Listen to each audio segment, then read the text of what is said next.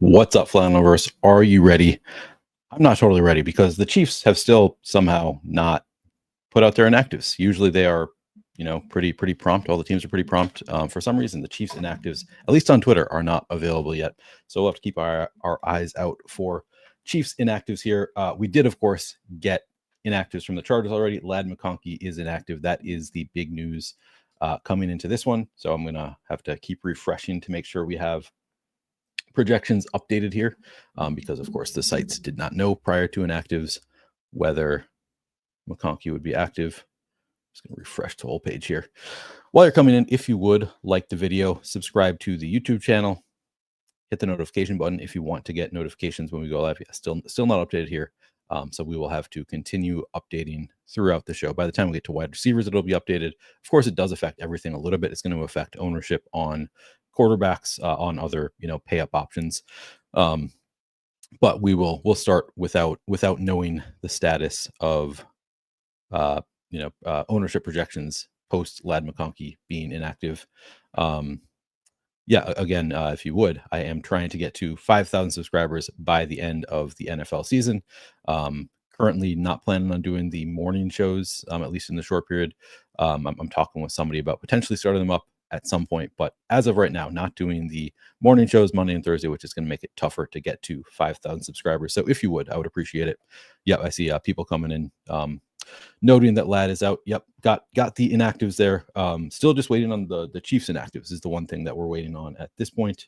And I'm still not seeing it anywhere. So we'll start without Chiefs inactives. I'm guessing like we weren't really expecting anything major there. But again, going to start with quarterbacks as usual. And we'll start with Patrick Mahomes, and then maybe by the time we get to Justin Herbert, we will have updates on Lad McConkey. Mahomes at captain, projecting for about 20% ownership. That number may go up with Lad McConkey out, just takes away one high-end option. But I don't think it probably moves all that much. So about 20% ownership going to Mahomes in the captain spot at flex, coming in at 53% ownership. We don't have that many great pay-up options. So I'm inclined to get away from it a little bit. 73% going to Mahomes, just because we do have we have some strong. We have Kelce. We have Xavier Worthy is an interesting option. All of the Chargers pass catchers get better. Obviously, Justin Herbert. So we do have some other pay up options, but because we have such limitations on our pay up options on the really high projected players, it's really hard to get too far away from 73% Mahomes and feel good about your lineup. So I think that I probably am not going to be too far below the field there, but I do imagine I'm going to be at least a little bit underweight to Mahomes.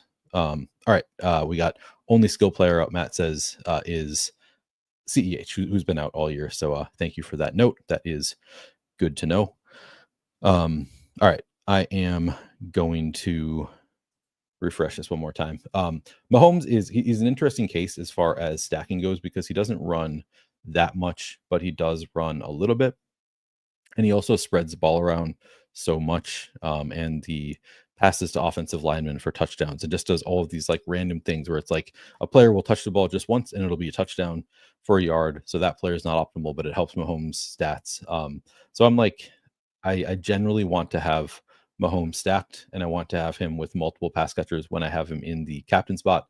But I do think it's a little bit looser than a lot of stashy quarterbacks because he spreads the ball around so much that he doesn't necessarily bring multiple players around along with him. He can, run for spike for 40 some rushing yards and a touchdown or something like that. So if you want to play Mahomes with just one pass catcher when you have him in the captain spot, I think it's fine.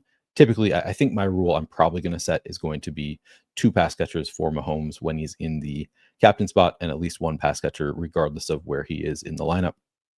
But ultimately, I think I'm probably going to be, I would guess I get to 20% Mahomes at captain. I'm going to be a little bit below the field getting to 53% in the flex. I think I'll be a little bit light on 53% Mahomes in the flex. Justin Herbert. Now, again, we want to get the updates here. Maybe I'll see fantasy points first, see if they have updated for the news with Lad McConkey out. Quarterbacks typically, pretty quick up, not on the right slate. But it affects everything not having. Actually, see if Lad is out. Lad is still in there. Okay. It's going to take a minute for these projections to update. I think this is the first game we've had that Lad has missed this year. So it's going to, be more difficult for people who are doing projections to figure out what they want to do. Of course, some of them hopefully had contingent projections already because we kind of knew there was a chance Lad was going to be out, but might take a few minutes here. All right. Justin Herbert, I'll just do it without the Lad news. 18% projected ownership at captain.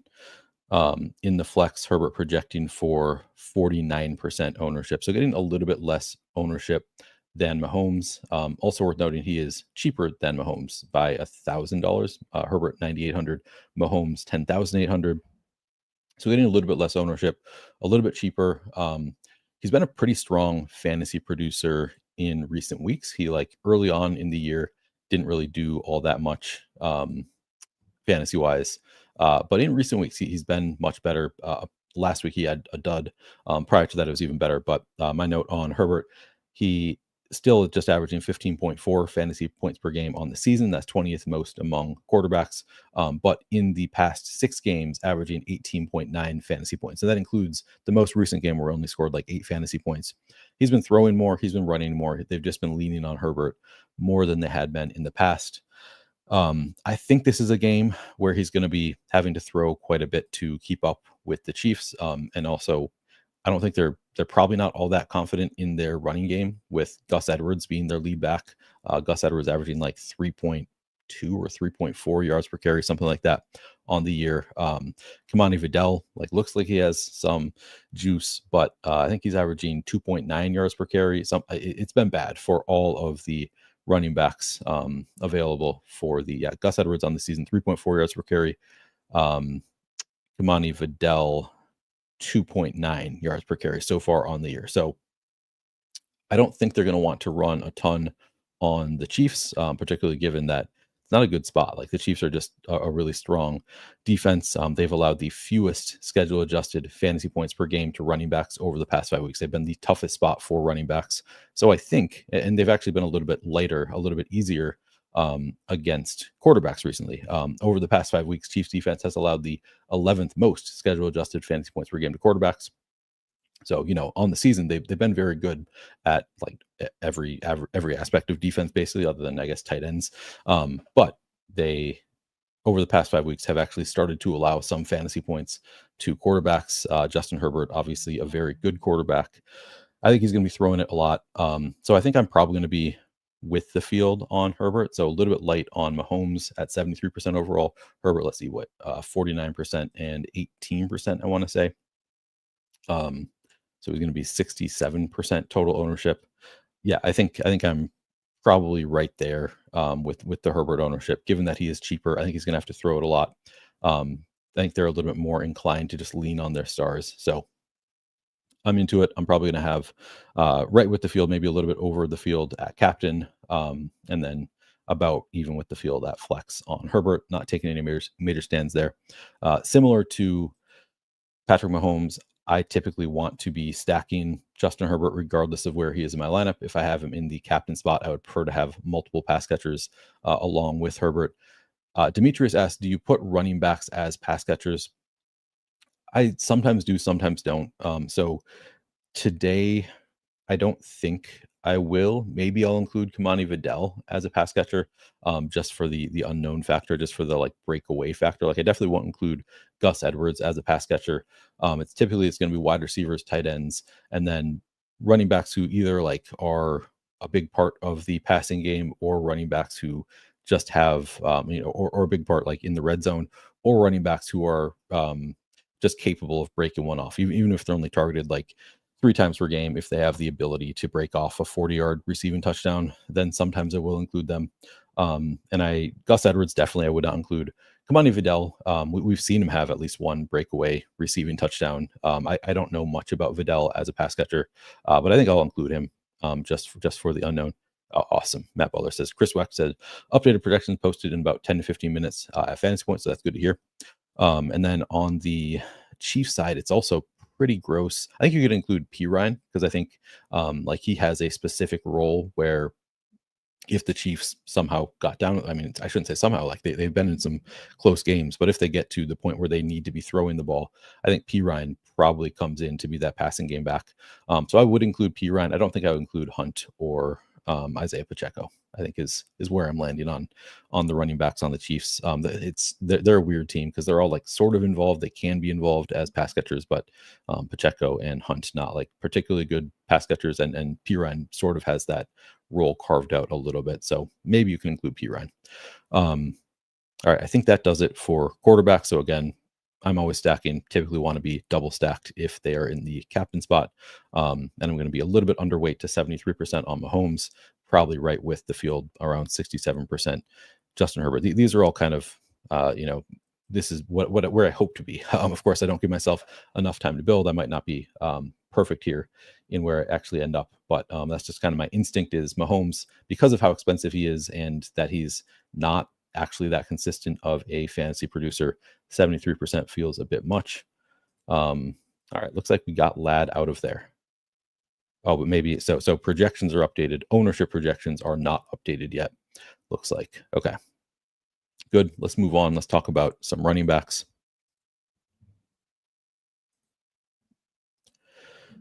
All right, so running back also a mess here. So we have Isiah Pacheco made his return to the Chiefs last week. So it's kind of a committee there, and I guess we can look at the bell cow report just for last week, see how everything shook out for the Chiefs. So in week 13, we had Samaje Perine played 17 snaps. That's 25% of the snaps. Didn't have a carry, ran 23% of the routes, saw one target. Carson Steele played 3 snaps, didn't have a carry, didn't run any routes, but he played 3 snaps. Kareem Hunt, Isiah Pacheco each had 7 carries in the game. Hunt led with 41.8% snap share. Isiah Pacheco 32.8% snap share. Ultimately, Kareem Hunt had the better role, like played more snaps, ran more routes, 36.5%, saw 3 targets to Isiah Pacheco's 1. I am of the assumption that Isiah Pacheco is going to take on a bigger role over time, just because he is the objectively better running back than Kareem Hunt. We don't know this for sure, but on the season, Hunt averaging 3.7 yards per carry on an awesome offense just has not been very good. He's been good enough that they've been willing to rely on him, give him a ton of carries, but just 3.7 yards per carry. I think with Pacheco back, they also trust Pacheco, and he's better. 4.4 yards per carry this year for Pacheco. It's 4.6 last year. He's just objectively a better running back than Kareem Hunt. I think at some point they're going to go more lean more on Pacheco. I'm not sure if it's going to happen this week, but I think that does happen at some point. Let's take a look at ownership, pricing, etc. First of all, Pacheco will get 7% captain ownership for Pacheco. Hunt getting 4.5% captain ownership. In the flex, we have Pacheco coming in at about 31% ownership at 8,000. We have Kareem Hunt coming in at, and this will need to update. Obviously, they aren't the most affected, but everybody's kind of affected when a star player gets taken out. 26% ownership going to Kareem Hunt at 6,400. So starting with Pacheco, 31%. I probably come in a little bit underweight to that number for Pacheco. So it's 38% total ownership going to Pacheco. I probably eat it at captain. 7% seems fine, just in case he does take on that big role. If he is the lead back, if he's the bell cow, he's pretty good at 8,000. I would like that number quite a bit, or 12,000 at captain. But I'm kind of assuming it's still a gross committee where they're at least involving Pacheco, Hunt, and Samaje Perine. I don't know that they're necessarily planning on playing much Carson Steele, but at least those 3. And it's kind of a split between Pacheco and Hunt. So I would imagine I probably come in a little bit underweight to 31% in the flex for Pacheco, but still maybe 25%. I don't know, would be kind of my aim here for Pacheco. And I think 7% at captain is totally fine. Again, 7 carries last week. I do think he's better than Kareem Hunt. I assume at some point he's going to take on a bigger role. The Chargers defense has been totally mid in terms of stopping the run. 16th most schedule adjusted fantasy points per game to running backs over the past 5 weeks. So they have been exactly average in terms of what they're allowing to running backs. So yeah, I think Pacheco, because we don't have that many like really rock solid options here. I think Pacheco is a fine. Like he's in that range of like, okay, you can play Pacheco. Um, who are you feeling confident in on this slate besides like I'm feeling pretty confident in Mahomes, Herbert, Kelce. Is there anybody else? There's probably somebody else that I'm missing. Yeah, Mahomes, Herbert, Kelce. You're not feeling like Hopkins only running about 50% of the routes. Pacheco splitting carries. Like there's nobody else that you're really feeling confident in with Lad McConkey out. So so maybe I do get up to 31% just because there aren't that many players that we really want to go to here. So 31% probably, now that I'm thinking about it, probably is actually fine on Pacheco because it is sort of a gross slate in terms of finding anybody that you're confident in. Interesting. Josh Palmer's projection came up to 10.5, so that's not a bad projection. Quentin Johnston looks really good now. So we do have some mid-range options that maybe we can allow ourselves to leave some salary on the table with Lad McConkey out. That's sort of interesting to note. But anyway, continuing on with running backs, I think I'm not inclined to go overweight to the field on Pacheco, but I think I like probably where the field is actually totally fine here. All right. Sterling Tice asks who takes over. I'll get to the new roles with Vlad McConkey out when we get to wide receivers. I did look at it a bit earlier, but we'll talk about that when we get there. Okay. Pacheco looks fine. Kareem Hunt. So Kareem Hunt is getting 26% ownership at 6,400 at flex. At captain again, 5% ownership. Again, so last week he had just 7 carries, and we can look at just Kareem Hunt's game log here. Like he had been kind of a bell cow prior to last week when Pacheco came back, was playing over 50% of the snaps. You can see, teens, mid-teens in terms of carries in recent weeks. Early on, it was even better. 20, look at all these games, 27 carries, 21, 22, etc. So the role was already declining a little bit for Kareem Hunt, and then we had Isiah Pacheco come back. So 6,400, he's a little bit overpriced. I don't totally hate 26%, but I do think like I'm more okay with Pacheco's ownership. I probably do come in like Kareem Hunt getting over 30% ownership at 6,400. I will come in underweight to the field there. I do think you can absolutely play them together, Pacheco and Hunt. Because maybe they each get 15 carries in this game, and we saw a game where Kareem Hunt had 27 carries. No reason that these two combined can't get 30, 15 each, and maybe they each get a couple targets, and that's enough in a low scoring game. Like they each score a touchdown, put up 15 fantasy points. Totally viable. So I think you can absolutely play Pacheco and Hunt together if you want to. And then we also have Samaje Perine. So again, last week, Samaje Perine didn't have any carries, but he was on the field a bit, 25% snap share, did run 23% of the routes, saw 1 target. I think it's still going to be like the, 2-minute drill back. He'll get in there, third and long. Perine gets in there. So I think Perine is totally viable play. A little bit of a salary saver. In the flex, Perine coming in at, and I don't think I would play him at captain, at least not intentionally. 3% ownership for Perine at 2,400. That looks pretty good to me for a guy who I think has kind of a carved out role. They use him in the red zone pretty frequently. Like he gets targets in the red zone. So I think 3% looks really good to me if that actually is accurate. Feel like he probably does come in a little bit higher than that. Maybe I want to check just see how far off this is from other places. Sometimes I like to kind of, average it to figure out how much we can expect here. So give me 1 second.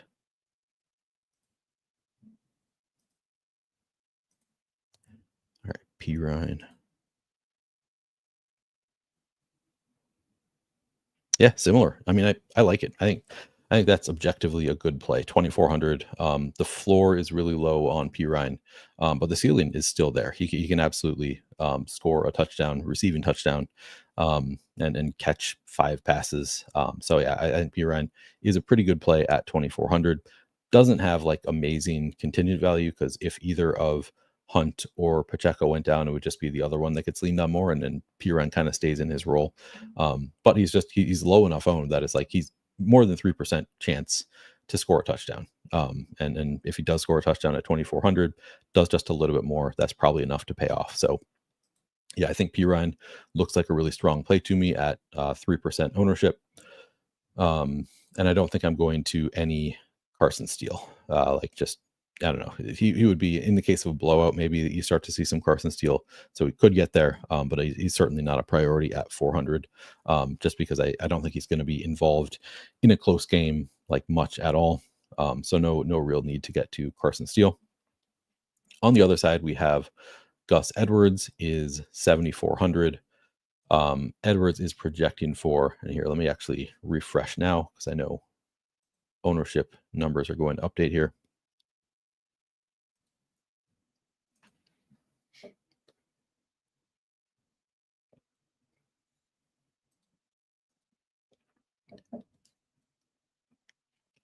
These updated. I think these might update.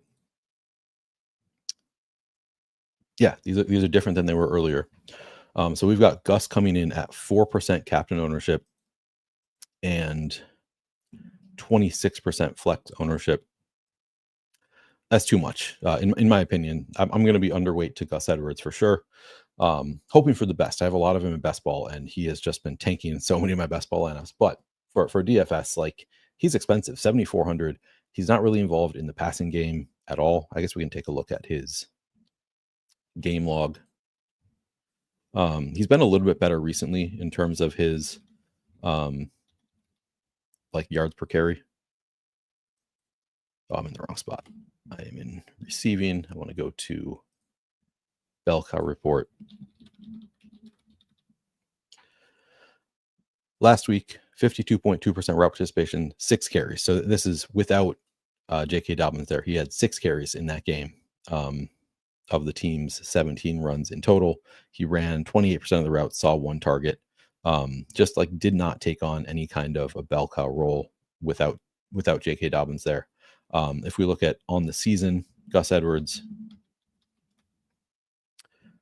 in 8 games, 69 carries. That is not that nice. That is under 10 carries per game for Gus Edwards. And obviously, that was with J.K. Dobbins for most of that, but 3 targets in 8 games played, 16.5% route participation, just not involved at all in the passing game. And he's facing a really tough defense. I just don't see it at 7,400. If the field's going to be at 30%, I'm going to be well underweight to the field on Gus Edwards, like one of the easier fades. Now, obviously, he is probably, well, I shouldn't even say that. Like he might be the back that, like, if there is a pass interference in the end zone, they get the ball at the 1. They might give Gus a chance there. They also just might go to Hassan Haskins. So Hassan Haskins has been the back that they go to the most inside the 5 so far on the year. So even in that scenario, and they might also sneak it with Herbert, like he's not a guarantee to, even in that scenario, get the gimme touchdown. And it would probably take at least 1, maybe 2 touchdowns for Gus Edwards to pay off 7,400. Just has not really done much all year. Now gets a really tough defense. All signs point to no thanks on 30% owned Gus Edwards overall. I'm probably going to be half the field maybe of Gus Edwards. I'm not a fan of the play. Beyond Gus Edwards, we have Kamani Vidal is just 2,800. Doesn't project extremely well, but I will say, like, for both of them, with Lad McConkey out, they might just try. They probably want to keep the ball on the ground, especially they want to keep the ball out of Patrick Mahomes' hands. They want to slow the game down. So the game plan, and they're kind of a run first team anyway. The game plan is probably, we don't want to have to throw. Like we want to slow the game down, run the ball a lot. I don't think they're going to be able to that well against the Chiefs. Gus Edwards, I'm pretty out on that. But Kamani Vidal coming in at 10.5, 11% ownership at 2,800. It's just way easier to pay off 2,800. And although it hasn't been a split so far, I think it could be at some point. Like they might just say, like I said, Kamani Vidal has not been great in terms of his yards per carry so far. It's actually been worse than Gus Edwards. But he does, at least appear to have a little bit more juice than Gus Edwards. He did have 4 carries last week. 17% route participation. So he's running more routes than Gus Edwards now, just 3 targets on the season for Kamani Vidal.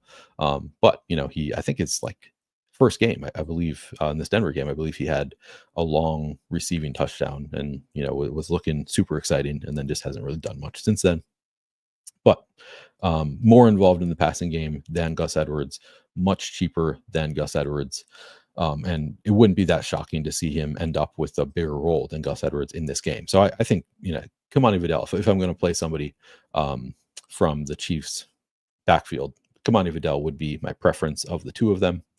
I guess we can look at, no, we don't need to look at Hassan Haskins inside the 5 stuff. I'm just going to pull up because he's been used more than you would think inside the 5. Like he gets some of those goal line looks. I'm not going to go bother looking up the exact number, but he has like 5 inside the 5 carries on the season.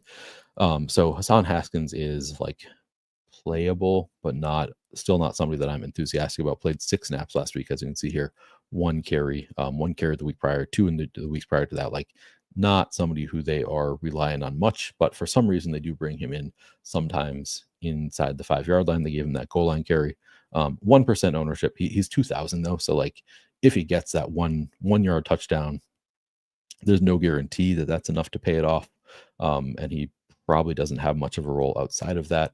1% owned, I think is like, that's fine. I probably want to be 2%, 3%. So I probably will end up overweight to Hassan Haskins just because he's getting such little ownership. But he's not somebody that like has much of a role that we can count on here. Like a 0 is likely for Hassan Haskins, but he could score a random touchdown. Maybe they use him a little bit more because they don't like what they're seeing from Gus Edwards or Kamani Vidal. So maybe there's that out. But I think most likely like you need him to score a touchdown and have a few more carries. And I think that's possible. So I think 1%, I probably do end up slightly overweight on Hassan Haskins. Anything else at running back? I think that about does it. We talked about, again, Chiefs have allowed the fewest schedule adjusted fantasy points per game to running backs over the past 5 weeks. The Chargers were like league average in terms of stopping the run, stopping fantasy points. Let's move on and talk about some wide receivers. See if I refresh this. I don't know that it's been 10 or 15 minutes yet.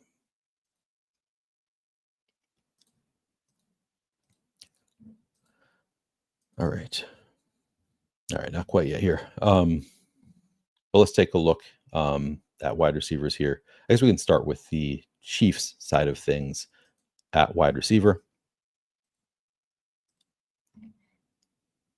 Move this down.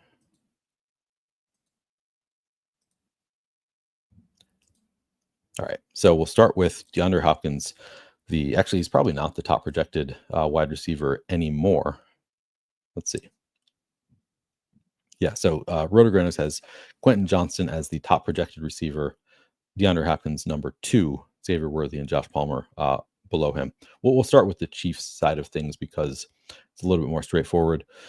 DeAndre Hopkins just running about 50% of routes. And I didn't look this up. I meant to look this up. I believe somebody had said in one of my previous videos, and it seems to be true, that they there's a clause that they have to pay him more if he runs more than like 50% of the routes. So like there's a reason that throughout the year they've been keeping DeAndre Hopkins like limited in terms of his route share.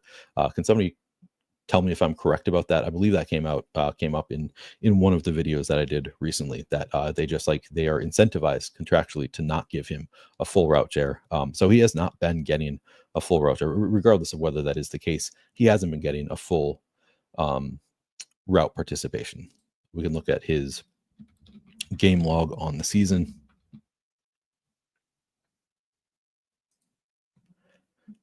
63.5% route participation last week. The week prior to that, just 44.7, 51.4, 59%, 62%, 33. Like just like he never gets 70% route participation. It's always 60 some or less throughout the year. He did have 9 targets though last week, and since he joined the Chiefs, not bad in terms of target share for DeAndre Hopkins. Here, let's see. I wrote up the actual numbers here. Let me get rid of this bot. Since he joined the Chiefs, he's played 6 games, 36 targets. So 6 targets per game on the Chiefs on 53.1% route participation. He's 8,400 is the tough thing for DeAndre Hopkins, because if he's not going to run more than 50 some percent of the routes, like, it's hard for him to have a game where he does see 12 targets, if he's not going to be out there on the field that much. So probably 6 targets is probably, about what we should expect from DeAndre Hopkins. And he can pay it off, 8,400 with 6 targets, but he's also not like a big like splash play guy. It's all more like, dink and dunk, 15-yard catches. If he scores a couple touchdowns, he'll get there. So it's a little bit tough for DeAndre Hopkins to pay off his price tag. But again, we have limited options here. The Chargers defense has allowed the 7th most schedule adjusted fantasy points per game to wide receivers over the past 5 weeks. We can also look at here. Before we look at anything, let me pull up his ownership numbers. DeAndre Hopkins coming in at 34% in the flex. At captain, DeAndre Hopkins coming in at 6-7%. So around 40% total ownership on DeAndre Hopkins at 8,400. And he projects, again, worse than Quentin Johnston, just a little bit better than Xavier Worthy and Josh Palmer.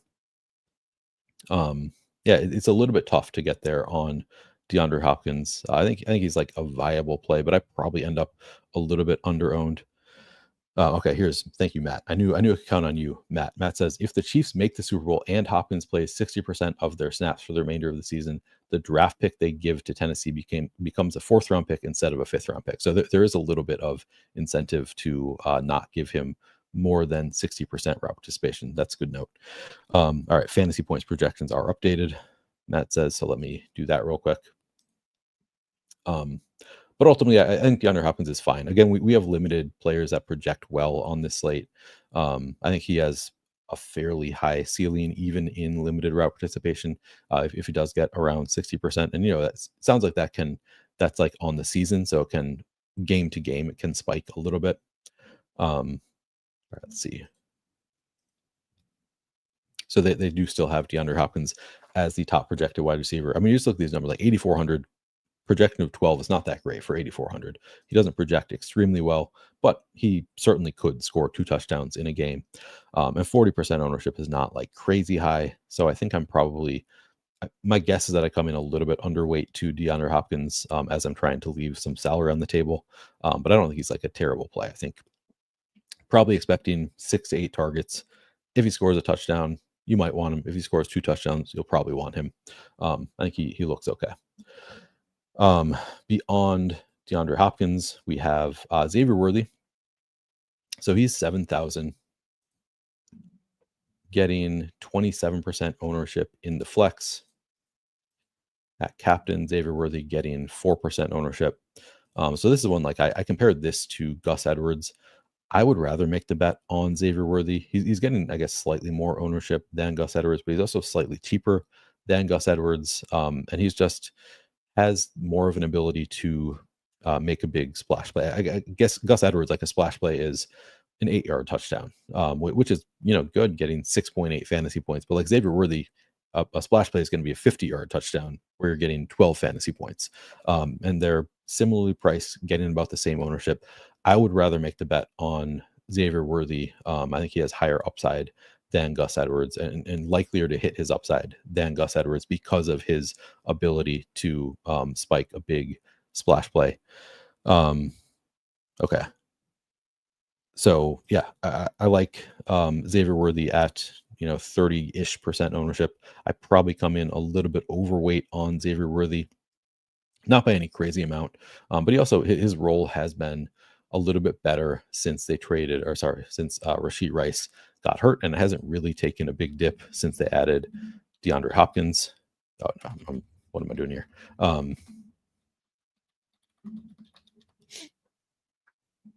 7 targets last week, 6 targets a week prior to that, 5 targets a week prior to that. Not even looking at, like, he is involved sometimes as a runner, but in games since, and here I can read off my numbers here. Since they traded, since Rashee Rice got hurt in week 4, Xavier Worthy has 40 targets in 7 games. So not bad, 69.1% route participation in those 7 games. if I'm choosing between Xavier Worthy and Gus Edwards, I would rather take the shot on Xavier Worthy because I think he just has more upside and more likelihood of hitting that upside. So I probably end up slightly overweight on Xavier Worthy.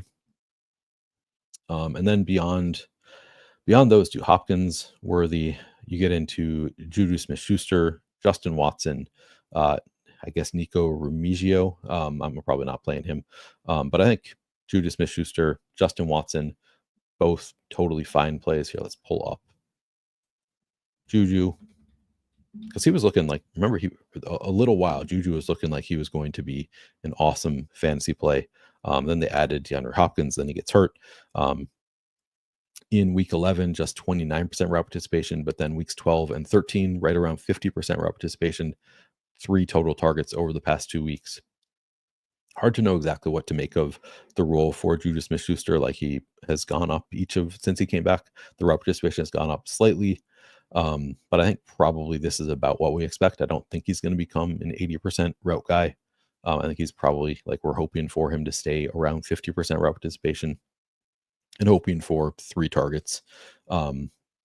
He did have the one game where he spiked a big fantasy day several weeks ago. But I think he's playable, I think is what I would call Juju Smith-Schuster. Let's take a look at the ownership. 7.5% ownership on Juju at 3,400. I probably come in overweight to that number.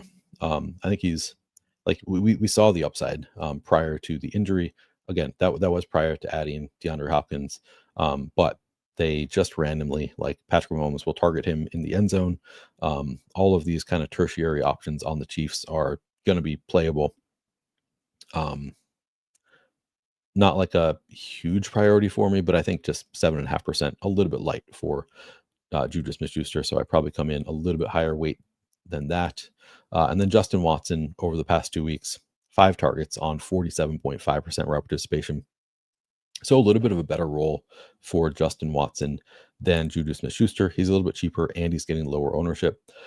So I do prefer Justin Watson over Juju Smith-Schuster, but I think I probably end up a little bit overweight on both. So maybe I end up with 12% Watson and 10% Juju is kind of about where I'd want to be. I don't want to be taking any huge stand on either. I'm not expecting a big game, but both are capable of scoring touchdowns. Both are capable of splash plays. They're a little bit more expensive than I'd like them to be, but they can certainly pay off these price tags. So if I'm choosing one, it would be Watson over Juju. Just again, because he's seen 5 targets over the past 2 weeks to Juju's 3 targets, and the route participation is about the same, and he's cheaper and getting less ownership. So yeah, just I'd rather play Watson, but it's all pretty close. We're talking about small numbers here. Week to week, we can just see suddenly it's Juju getting, here's a driver who gets 3 targets in one drive. He's certainly capable of that. So I like them both just fine, but I like Watson just a little bit better than Juju, and I'm not going to any Nico Rumigio. I wouldn't expect. He's min price, but I'm just not expecting anything there. Has he played this year? No, he has not. Yeah, I don't think I'm going there. All right. I think that does it for the Chiefs receivers. On the other side, so again, no Lad McConkey. That obviously changes everything quite a bit. Interesting. So Darius Davis up to a reasonable projection. And somebody asked earlier who runs from the slot with Lad McConkey out, and I'll just pull it up here because it is Darius Davis is the answer as far as who runs from the slot the most. So just sorting here, slot route participation. Lad McConkey was at 73% of his routes were from the slot. Darius Davis, 64%, which is why you see him get the kind of big bump in terms of projection. Hayden Hurst, who is, I believe, out for this game. Actually didn't double check that. 51%. I think he's on IR. I'll double check the projections. Jalen Reagor at 46%. A lot of the tight ends here, but like Palmer's just at 29% from the slot. I don't really think that changes. I think he stays in his role. Quentin Johnson, I think, stays in his role on the outside. So I think probably Darius Davis benefits. I don't want to say that he becomes like a full-time player, and that's not how he's being projected to be, but I think like because they need somebody who's capable of running from the slot, he is somebody that they seem to trust somewhat in terms of slot route participation. You can see here, just project for 4 fantasy points at Roto Grinders. At fantasy points, he's being projected for 6.6 fantasy points, which kind of goes to show you that we're all just kind of guessing how the Chargers are going to play without McConkey, because he has not missed a game so far this season. T wants to know who runs slot from the Chiefs. I guess I can show you that since I have it pulled up here. I don't know. Do I know the answer to that off the top of my head? I don't think I've looked it up. Juju, like nobody more, like currently nobody more than 50%. Juju at 45%. Mecole Hardman at 41%. Worthy at 33%. So yeah, it's kind of a mixed bag in terms of who the Chiefs run from the slot. But I guess Juju is probably the best answer I can give you there. I guess we can look at specifically how are these matchups for slot receivers. It's a great matchup for slot receivers for at least on the season. Chiefs have allowed the third most to slot receivers, and the Chargers are actually top 10 also. So not a bad matchup for slot receivers, but it's kind of small numbers here. So it's a slightly above average matchup for slot receivers. I was actually going to pull up the coverage matrix here. We can take. I'm going to pull up the Chiefs real quick. So in terms of how they do against the coverage that the Chargers like to run, it's a nice spot for Justin Watson. You can see here it gets a big bump in terms of coverage grade. Not a great spot for any of the other Chiefs receivers, but not that big of a number. Not enough that I'm really going to change what I'm doing because of it. But I already liked Justin Watson a little bit better than Juju Smith-Schuster. Maybe this is one more reason to like Justin Watson better. So he looks pretty good here. And then the Chargers, nice coverage grade for Josh Palmer here in this matchup. Ladd McConkey becomes, I guess, Darius Davis's best guess, at least partially. My guess is that it's not just one receiver filling in for Ladd McConkey. It's not projected that way. It's projected as though multiple receivers will kind of change the roles that they play. But not a bad matchup for the slot, and then not great for Will Dissly, Quentin Johnston. Okay. So we have Quentin Johnston again. So the coverage grade doesn't look great, but the projection looks pretty good, up to 10.6 at fantasy points. And then Roto Grinders has Quentin Johnston all the way up at 13 is his fantasy point projection. Really strong fantasy point per dollar play. 36% ownership in the flex for Quentin Johnston. In the captain spot, where is he? He'll get some in the captain spot. 10% ownership. I think I'll be light on 10% QJ in the captain spot.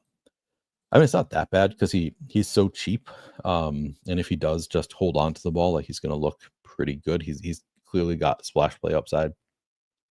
So maybe I'm okay with it. I guess because he's 5,800, you can do a lot more with your lineup when you have him in the captain spot. We all remember, what was it, 2 weeks ago when he had 5 targets and didn't catch any of them on a showdown slate and had multiple drops. That is certainly possible for Quentin Johnston. He is not somebody that we can be super confident in having a big game, but he is like the ultimate boom bust player, because if he does hold on to the ball, he's capable of those big splash plays. So I think that I do. I think I'm okay with the ownership that's going to Quentin Johnston. All right. So QJ looks okay at about 30. So man, 47% or 46% total ownership going to QJ. I probably come in close or under the field, if anything. I don't think I come in over that number. I think I'd be more inclined to go underweight on QJ. Josh Palmer coming in at 28%. So this is he's come up quite a bit, but he's 5,400, getting about 28% ownership at flex in the captain spot. Josh Palmer getting 4% ownership. I think that's totally fine. Like he's getting lower ownership than QJ. Again, didn't look. Oh, he did have. Josh Palmer had the best coverage grade matchup. So some lower ownership, lower price tag, better coverage grade. The issue with Josh Palmer is that he has not shown us anything all year. He's been running the routes. He actually last week, I believe, took a little bit of a dip.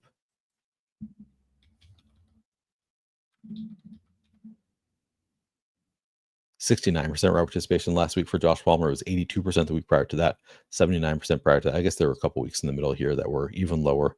So maybe it just fluctuates a bit. But he's always over 50% route participation. The 8 targets were, of course, in that pass funnel against the Ravens. I think Josh Palmer looks pretty good, just based on, again, the coverage grade looks great for Josh Palmer. I think that I am probably going to come in overweight to 28% on Josh Palmer because he should have higher target share with no Lad McConkey there. But not a super priority for me. It's going to be, maybe I shoot for 35% Josh Palmer, 40% total with captain Josh Palmer, not like 70%. Just like, yeah, I'll probably come in a little bit overweight to Josh Palmer. Darius Davis, we kind of went over this already. Because he has run most of his routes from the slot, which is also where Lad McConkey runs his routes, his projection is all over the place. Like, I think Fantasy Points kind of making the assumption that it's a good matchup for slot receivers, and he would be a natural fill-in to run some of those from the slot. So they're projecting him really like 6.6 at 1,200 is a really high projection for Darius Davis, whereas Roto Grinders a little bit more conservative with their projection for Davis. But I think, like, either way, like even for the Fantasy Points 4-point projection for Darius Davis is not bad for 1,200. They actually have Jalen Reagor projected better. That's interesting. I like it. I like Davis. We see Reagor coming in here at 7% ownership, Davis at 5%. Like, yeah, I'll be at least quadruple the field, I think, on Davis. I'll probably get to 20% or so. I'm willing to make that bet just based on how where he's been running his routes and the need that they have to fill with Lad McConkey out. I think that Davis looks great. Of course, Reagor also was, if I'm remembering correctly, was running a lot from the slot. Go back to the Chargers here. So it's Davis 64%, Reagor also at 46%, so fairly high slot percentage. And what did they do last week? Just want to see who they like. Have they trusted Darius Davis at all? 7 routes last week, 24% route participation. Reagor ran 6 routes. So Darius Davis did run more routes last week.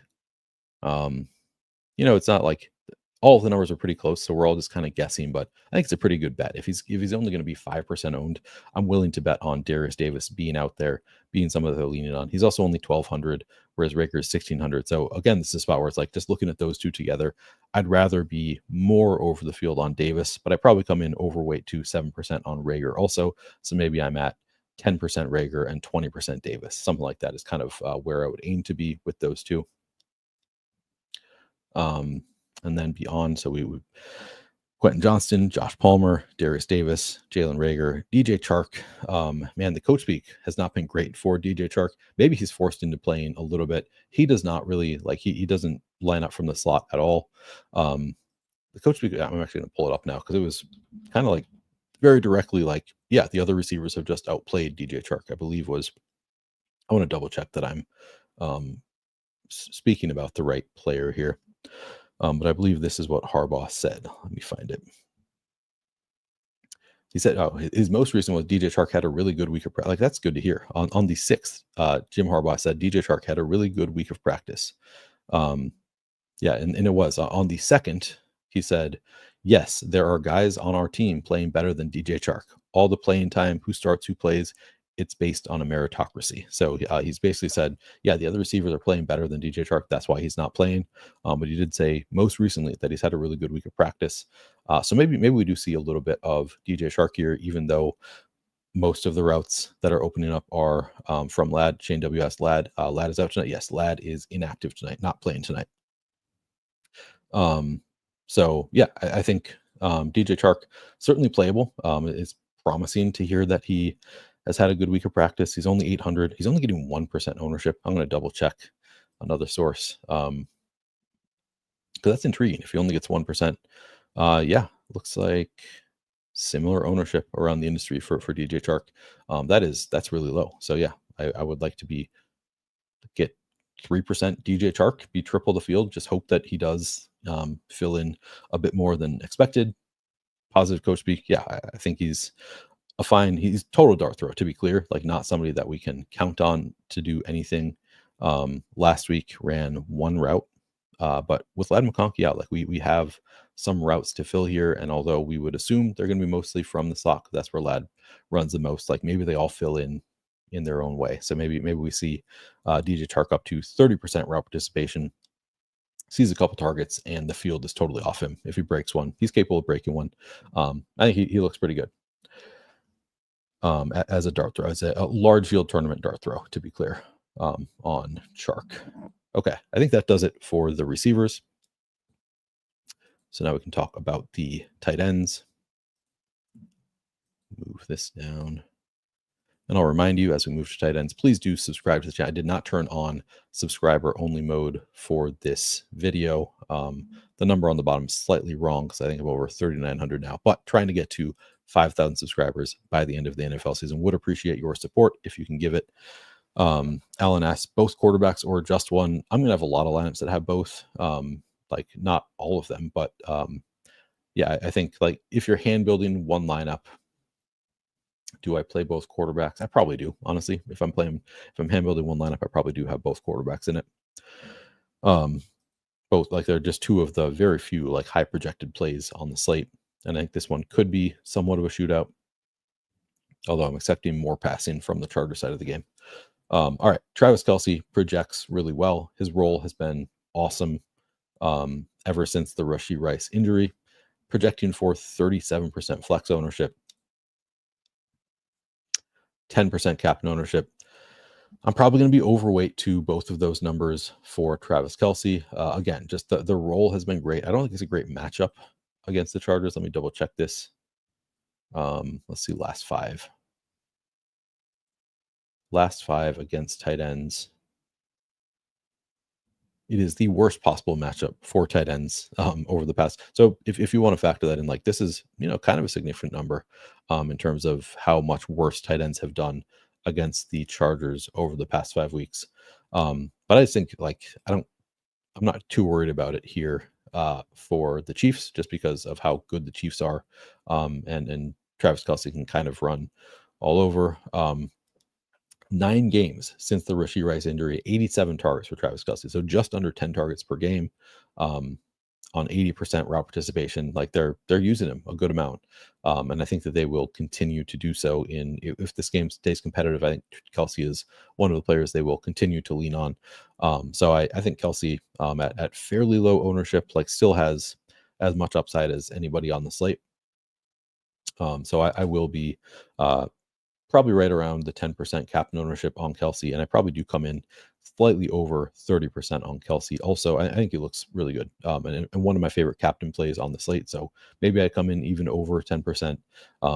Despite the matchup, I'm not that concerned about it with Kelce. Just one of the few like major upside type plays on the slate, and like he does have some floor, but like again, he's been averaging about 10 targets per game. The floor is fairly high on Kelce. So yeah, I'm into it. And then Noah Gray has had a pretty good role in recent weeks. We can pull up the game log here, and then I'll just read off my numbers. I think it's been basically since their bye in week 6, he's had a pretty good role. Yeah, up to like he was 20% something route participation prior to the week 6 bye, and then up to 47%, 45%, 50, 47, 66, 49, 46. Pretty strong route participation. Also has 15 targets over the past 3 games. Just seems like they like him better recently. All right, let's see. I want to check in on what Dan's saying, but I want to double check what my note says. No Gray. Yeah, I just noted over the past 3 games, 15 targets on 52.2% route participation. Dan says, if we get to 100 likes, I'm going to make Neil divulge which play is wearing the flannel tonight. Boom. All right, Neil, we need to know which play is wearing the flannel tonight. All right, so who's my favorite play on the slate? I think is what that means. And probably don't want to go to the most obvious, those being Mahomes, Herbert, and Kelce. So if you remove those 3, it might be Will Dissly. He's getting a fair amount of ownership, though. His ownership has come up enough that I don't know if that's fair.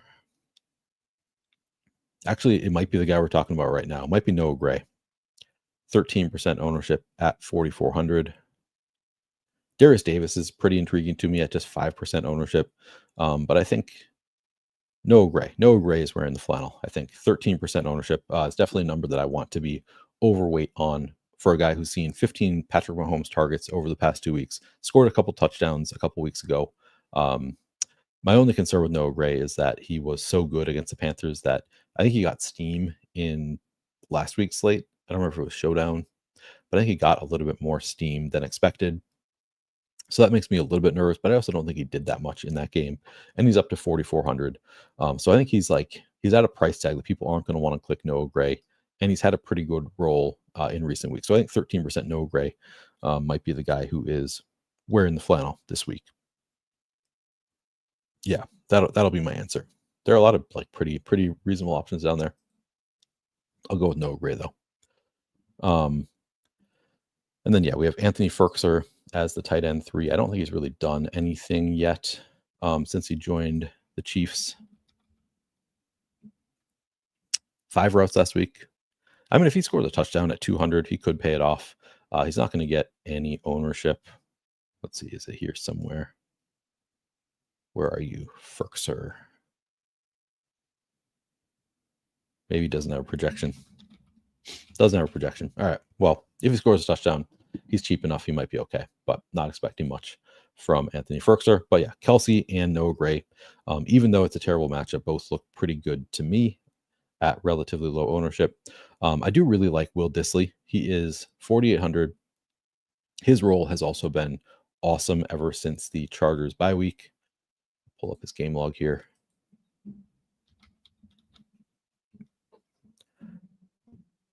So you can see last week, just 1 target, but still 62% route participation. The week prior to that, 68% and 4 targets, 5 targets on 52%, 6. There was look at this period where we had 18 targets over a 2-game period.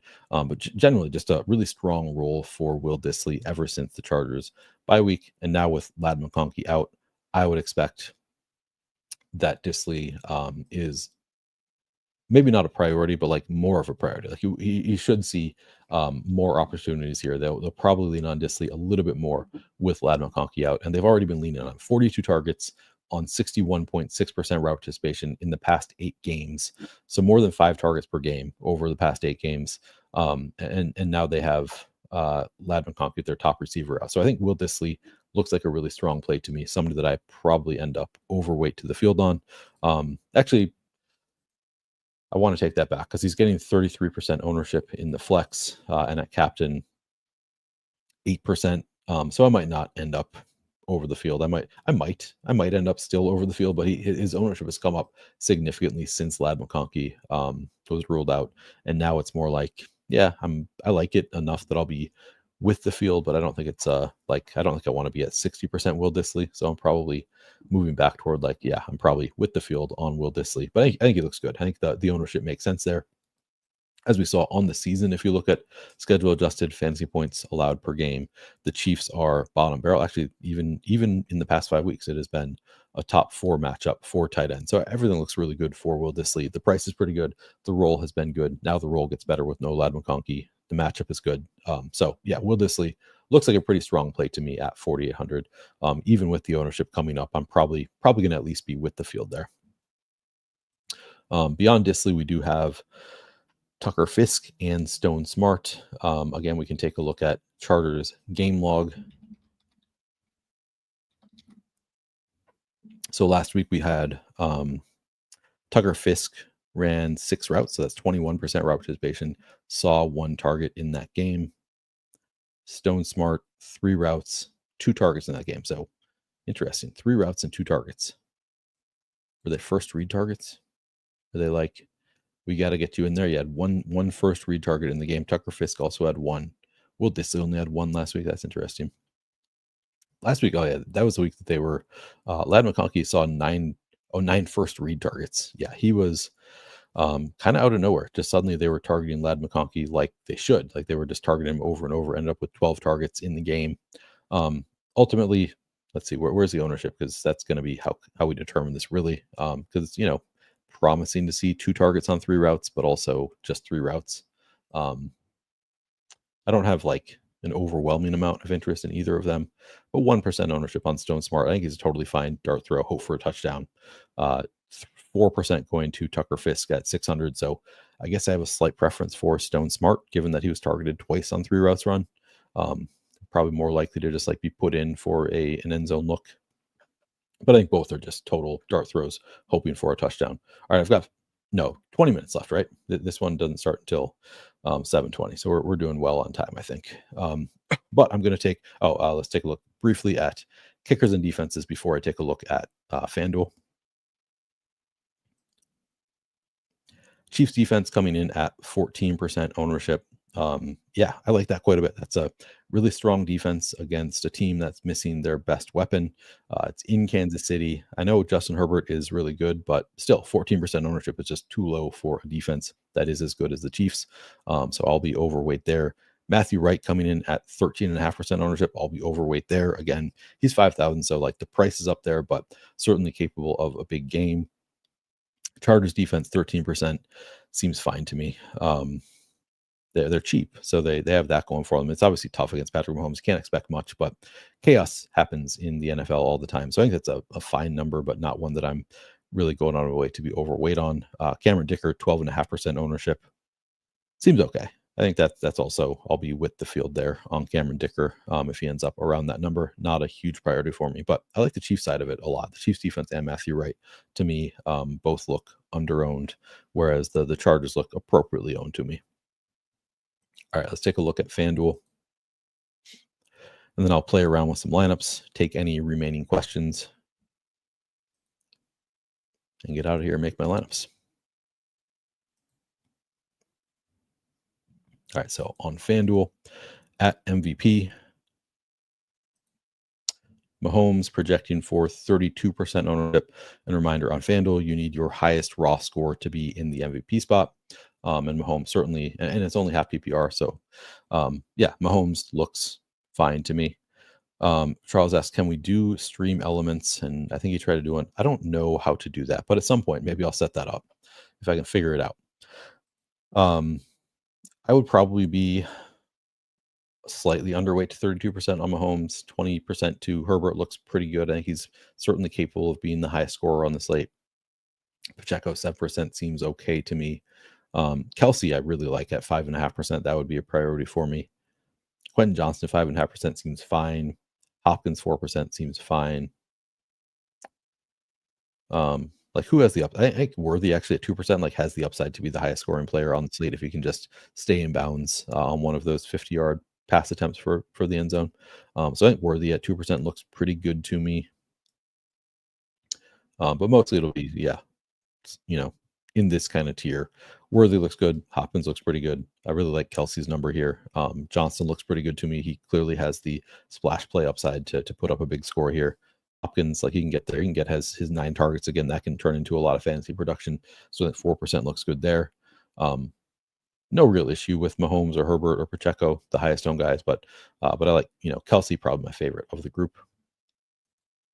In the flex on FanDuel, Disley coming in at just 22%. That looks really good to me at 7,000. That one immediately caught my eye as being a little bit low. Kelce 25% looks really good. Worthy at 18%, again, just has the big play upside. Again, Chiefs defense and Matthew Wright pretty low owned here. I think Noah Gray's a good bet at 7.5% ownership on FanDuel at 8,000. That looks really good. I'll be over that number for sure. Justin Watson at 4 or 5%. Darius Davis at 4%.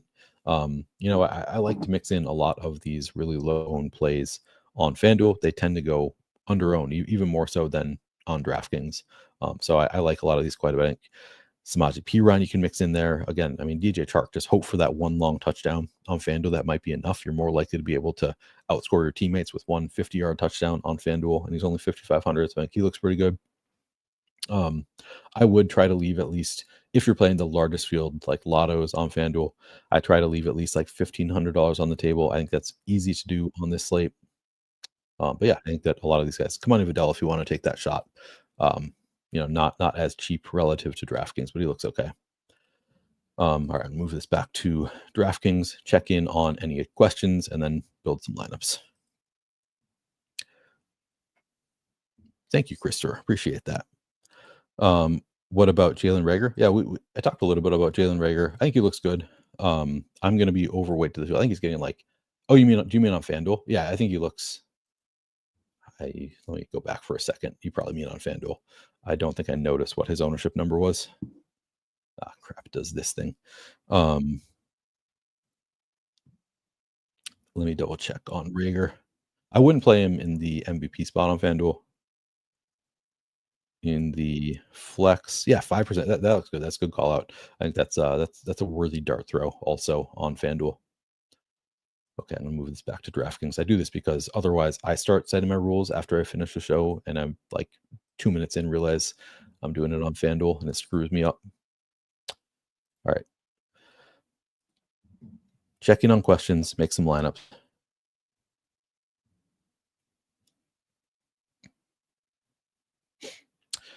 This is a good question.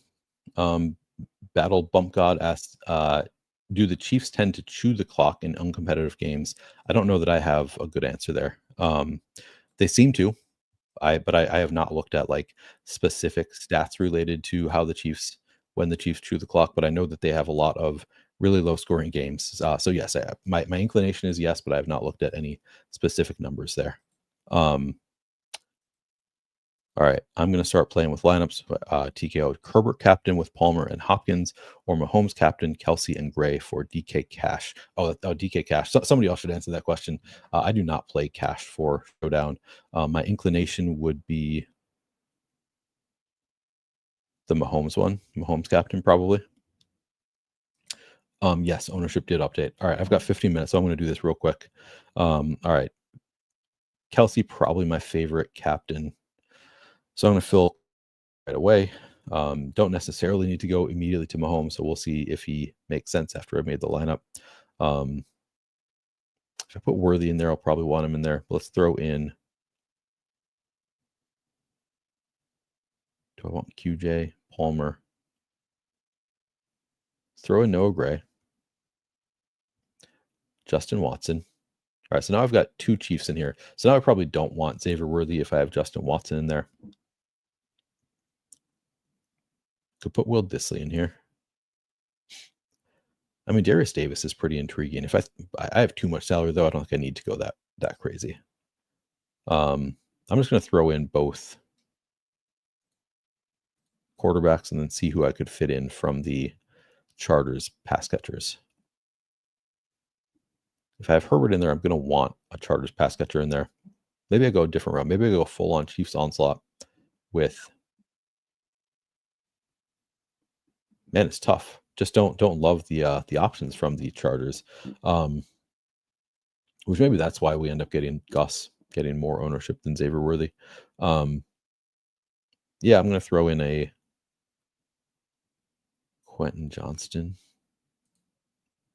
and Herbert, and then I have 2,700 left over. Do I want to upgrade somewhere? Like I could upgrade from Watson or Gray. Maybe up from Watson to like Chiefs defense. I think that looks good. Leaving 1,700 on the table. Both tight ends are in there along with Patrick Mahomes. Got the Chiefs defense in there, and then just Herbert and QJ. Maybe they connect for one long one. We leave salary on the table, but not that much that you can upgrade a ton anywhere else. I think this looks pretty good for like a large field GPP. This could make sense. I'm going to check in on questions. Strike Law wants to see Captain DJ Chark. I don't know that I want to play Captain DJ Chark though. So I hesitate to make a lineup that I would not love to play. I guess he's cheap enough. All right, I'll do it. I'll do a Captain DJ Chark just for the fun of it. We just saw Tim Patrick win as a winning captain, so certainly can happen. Now, like when you have DJ Chark captain, the only thing I wouldn't want to do is use all the salary, and looks like it would be impossible to use all it, like literally impossible to use all the salary, even if you wanted to. Because if you go like this, you're leaving 2,800 on the table using Chark captain with all of the most expensive players on the slate. So you're going to be funneled to a lot of the same lineups. Maybe people won't do it because you're funneled to leaving too much salary on the table. Well, this is probably going to be the chalkiest lineup if you use Chark at captain. It also like makes sense. It's got Herbert with Chark. It's got Mahomes with Kelce and Hopkins, and then a one-off Pacheco. It's not the worst lineup, but I think it probably gets more steam just because it is probably the best projected lineup that has Chark at captain. All right, I think that is going to do it because I got to go make my lineups. Any quarter to end scoreless at plus 320, is that worth a sprinkle? No idea. Any quarter to end scoreless, it's probably worth a sprinkle. Disley or Dicker, Jamie asked. I like them both. Probably Disley would be my preference because I don't expect the Chargers to score that much, and they probably stop kicking late is my guess, but of course I don't know. Matthew Wright captain, I like that kind of. Actually, Matthew Wright captain could make sense. Make sure you leave a little salary on the table if you do that. I think so. Optimal Prime probably going to be contrarian to play Hunt and Pacheco together. I like it. I would take shots on that as being potentially contrarian. All right, I need to go make my lineups. Again, appreciate all of you for hanging out with me, talking through this slate with me. If you have not already done so, please do subscribe to the YouTube channel, like the video, comment, all of that, very helpful with the algo. Let's win some money tonight. Let me know if you do. I love to hear from you when people do win. Always brightens my night. So, all right, I'll talk to you guys. It's Sunday, so I guess I'll be back tomorrow. See you then. Good luck.